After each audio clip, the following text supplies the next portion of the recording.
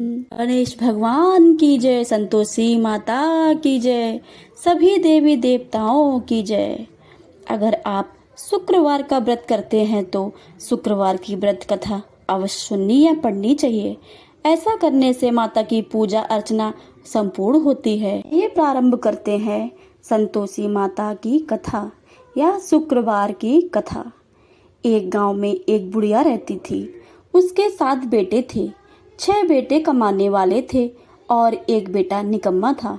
बुढ़िया माँ 6 पुत्रों का झूठा 7वें पुत्र को देती थी। 7वां पुत्र एक दिन अपनी पत्नी से बोला, देखो मेरी माता मुझ पर कितना प्रेम करती हैं। वह बोली, क्यों नहीं, सबका झूठा बचा हुआ तुमको खिलाती हैं। वह बोला, जब तक मैं आंखों से नहीं देखूंगा तब तक मैं नहीं मान सकता। पत्नी ने हंसकर कहा, देख लोगे तब तो मानोगे। कुछ दिन के बाद एक बड़ा त्योहार आया। घर में 7 प्रकार के भोजन और चूरमा के लड्डू बनाए गए।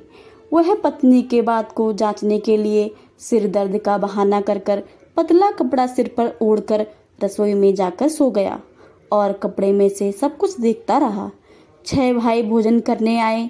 उसने देखा माँ ने उनके लिए सुंदर सुंदर आसन बिछाए, 7 प्रकार की रसोई परोसी और आग्रह करके उनको भोजन कराती रही। वह देखता रहा। 6 भाई भोजन कर कर उठ गए। तब माँ ने उसकी थालियों में से लड्डुओं के टुकड़ों को उठाया और एक लड्डू बनाया। जूठन साफ करके माँ ने उसे पुकारा, उठ बेटा उठ, तेरे भाइयों ने भोजन कर लिया है, तू भी उठकर भोजन कर ले। उसने कहा, माँ मुझे भोजन नहीं करना, मैं परदेश जा रहा हूँ। माता ने कहा, कल जाना हो तो आज चला जा। वह बोला, हाँ हाँ हाँ मैं जा रहा हूँ। यह कहकर वह घर से निकल गया। चलते समय उसे पत्नी की याद आई। वह गौशाला में कंडे थाप रही थी। वहां जाकर वह बोला, मेरे पास तो कुछ नहीं है, यह अंगूठी है सो ले लो, अपनी कोई निशानी मुझे दे दो। वह बोली, मेरे पास क्या है, यह गोबर भरा हाथ है। वह कहकर पत्नी ने उसकी पीठ पर गोबर के हाथ थाप मार दी। वह चल दिया। चलते चलते दूर देश में पहुंचा। वहां एक साहूकार की दुकान थी। वहां जाकर बोला, सेठ जी मुझे नौकरी पर रख लो। साहूकार को नौकर की सख्त जरूरत थी। साहूकार ने कहा, काम देखकर तनख्वाह मिलेगी। उसने कहा, सेठ जी जैसा आप ठीक समझे। उसे साहूकार के यहाँ नौकरी मिल गई। वह वहां दिन रात काम करने लगा। कुछ दिन में दुकान का लेन देन, हिसाब किताब, ग्राहकों का माल बेचना, सारा काम करने लगा। साहूकार के साथ 8 नौकर थे।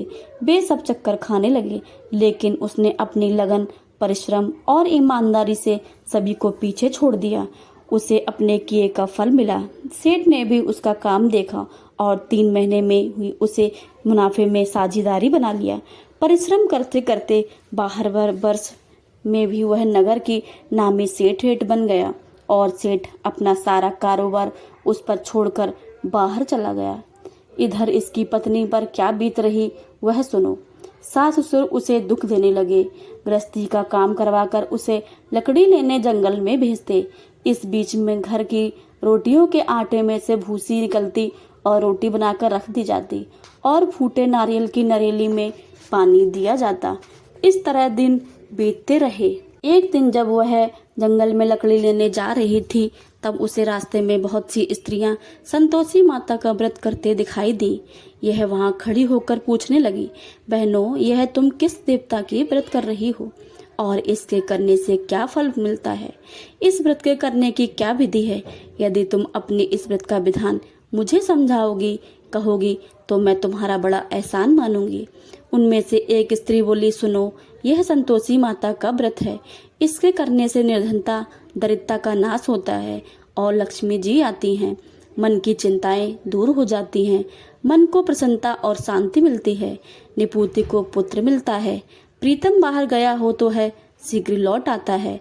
कुंवारी कन्या को मन पसंद वर मिलता है। चलता मुकदमा खत्म हो जाता है। ग्रह क्लेश की निवृत्ति होती है। घर में धन दान जमा हो जाता है। धन जायदाद का लाभ होता है तथा और भी मन से जो कुछ कामना हो वह संतोषी माता की कृपा से पूरी हो जाती है। वह पूछने लगी, यह व्रत कैसे किया जाता है, यह भी बताओ तो बड़ी कृपा होगी। वह स्त्री कहने लगी, बिना परेशानी, श्रद्धा और प्रेम से जितना भी बन सके प्रसाद लेना। 5.25 पैसे, 5.25 आने तथा इससे ज्यादा शक्ति हो और भक्ति के अनुसार गुड़ और चना लें। हर शुक्रवार को निराहार रखकर कथा सुनना अथवा कहना। लगातार नियम का पालन करें। सुनने वाला कोई ना मिले तो घी का दीपक जलाकर उसके आगे जल के पात्र को रखकर कथा कहना, परंतु नियम ना टूटे। जब तक कार्य सिद्धि ना हो नियम का पालन करना और कार्य सिद्धि हो जाने पर व्रत का उद्यापन करना। 3 मास में माता पूरा फल प्रदान